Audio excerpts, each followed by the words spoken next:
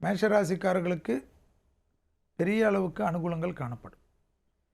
எதிர்பார்த்த நல்ல விஷயங்கள், பழைய கடன்கள் தீர்வது, தேக ஆரோக்கியத்தில் ஏதாவது ஒரு மனக்குறைகள் எல்லாம் படிப்படியாக தீர்வது, நிம்மதியான தூக்கத்துக்கு ஆட்படுவது, பெரிய மனிதர்களை சந்திப்பது, பணவரவில் இருந்த பாதிப்புகள் நிவர்த்தி ஏற்படுவது, முதலீடுகளுக்கு குறைவில்லாமல் இருப்பது, தொலைதூரத்திலிருந்து நல்ல செய்திகள் ஏற்படுவது, உத்தியோகத்தில் அனுகூலம் காணப்படுவது, வியாபாரத்தில் இருந்த பிரச்சனைகள் தீர்வது, தொழில் ரீதியாக அனுகூலமும் தொழில் ரீதியாக ஏற்றமும், நீண்ட நாட்களாக இருந்த தடைகள் தவிடுபடியாக்கக்கூடிய அதி அற்புதத்தையும் சந்தோஷத்தையும் பெறக்கூடிய ராசிக்காரர்கள் மேஷ ராசிக்காரர்கள்.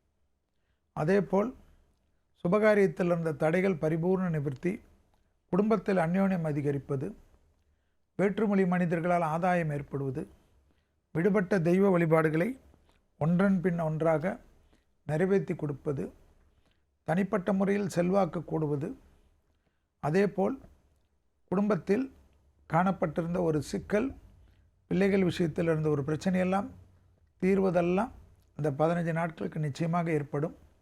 எந்த பயணங்கள் வந்தாலும் எடுத்துக்கொள்ளுங்கள், அதில் மிகப்பெரிய வெற்றிகளை ஏற்படுத்தி கொடுக்கும். எப்பொழுதும் நன்மைகள் அதிகரிப்பதற்கு தாயார் வழிபாடு, அதாவது புரட்டாசி மாதம் என்பதனால் தாயார் வழிபாடு சகல விதத்தில் நன்மைகள் தரும்.